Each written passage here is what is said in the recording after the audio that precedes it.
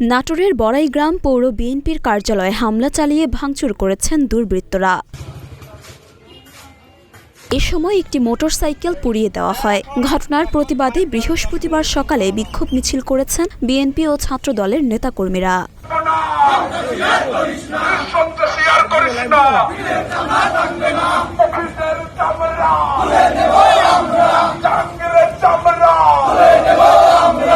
এর আগে বুধবার দিবাগত রাতে উপজেলার মৌখার বাজারে ঘটনা ঘটে।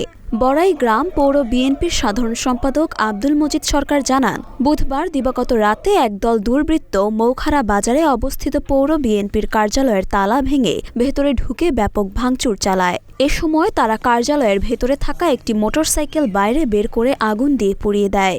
স্থানীয় মুদি দোকানদার বিষয়টি বিএনপির নেতাকর্মীদের জানালে তারা অফিসে পৌঁছাতেই দুর্বৃত্তরা পালিয়ে যায়। মরিয়ম মিম, ঢাকা পোস্ট।